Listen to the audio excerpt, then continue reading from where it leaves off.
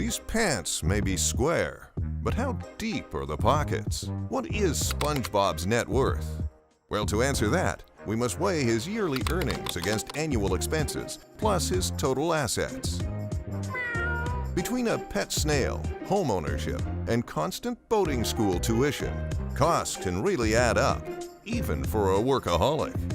Look, Mr. Krabs, clean floors! Question number 1. How much money does SpongeBob soak up every year? As a fry cook at the Krusty Krab, SpongeBob is a critical factor in Bikini Bottom's most popular restaurant. 1 Krabby Patty, please.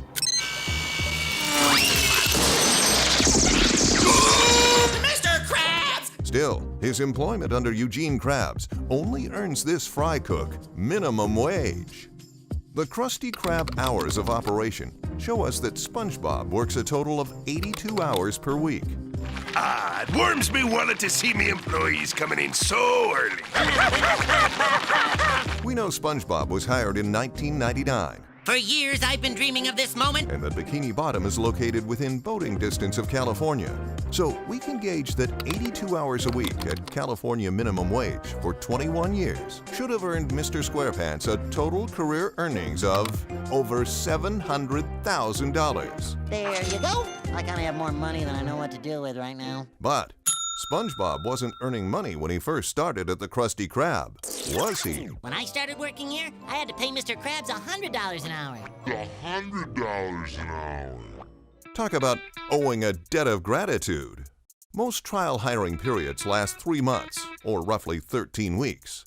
Let's estimate that SpongeBob initially paid Mr. Krabs a total of $106,600 when first becoming employed. Then there's one more thing leeching at Mr. SquarePants' paycheck. Oh boy, the mail's here! What do we have today? Taxes? Taxes would cost him, on average, $5,362 per year. Between taxes and initial debts to Mr. Krabs, this sinks his total career earnings down to less than $500,000. That's right, say goodbye to over $200,000. I don't need it. I don't need it. Question 2. What are SpongeBob's annual expenses? As a sea sponge, Mr. SquarePants isn't required to consume food in order to survive, though his relationship with Krabby Patties might suggest otherwise. But it's good for you. Good for you! That thing is a heart attack on a bun! No, Squidward, I meant good for your soul. But assuming that SpongeBob doesn't need to pay for his own Krabby Patties, we won't factor that in. Someone who does need food to survive is SpongeBob's beloved pet, Gary the Snail. I have all the cans marked. A can in the morning and a can at night. We can assume that Gary's annual expenses are similar to the standard house snail, which would equal about $200 for food costs, $250 for snail litter, and $100 for medical expenses. Yes, it's just as I thought. What? This is definitely a snail. And like fish need gills, the economy needs bills.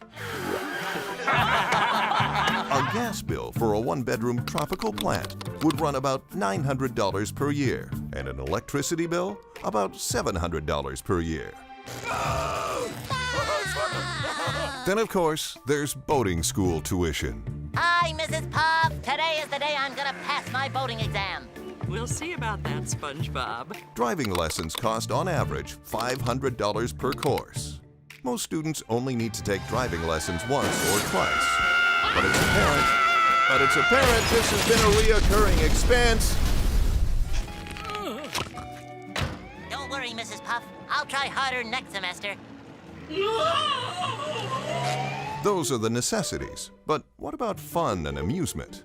Between the bubble-blowing trips to Glove World and the occasional splurge at Weenie Hut Juniors, we can assume an additional $1,000 annual entertainment expense. I hope this doesn't put a damper on things, but I just checked and, well, it's just that all my money is gone. So where does that leave us after earnings and expenses? Just over $400,000. All right, give me the money. Will that be from your savings or your checking account, sir? Savings. Finally, question 3. What are SpongeBob's current assets? Sir, we are showing a balance of $0.00 for both of your accounts. Oh. If SpongeBob has no money in the bank, then where has all of his earned income gone?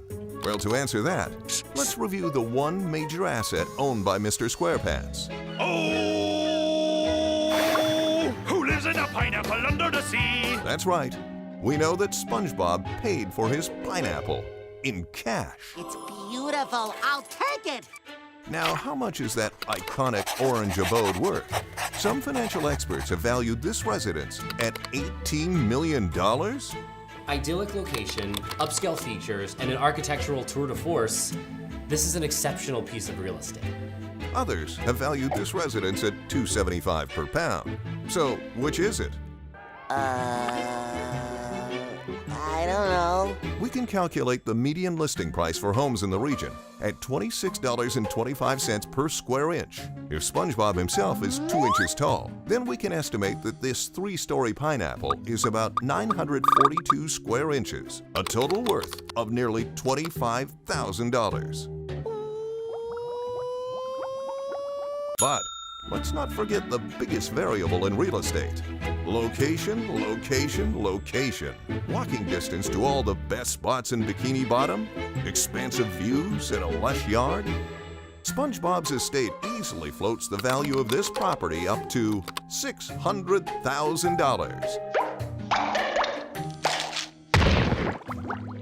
Good old pineapple. It's exactly as he used to be. Now, let's circle back to his savings. It's clear that SpongeBob has put all of his extraneous earnings into home renovations.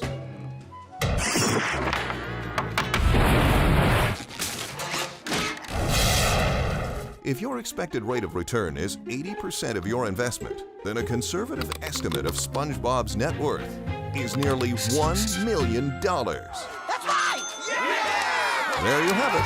The most expensive piece of fruit in the entire ocean is owned by the hardest working fry cook in Bikini Bottom. What other questions do you want answered?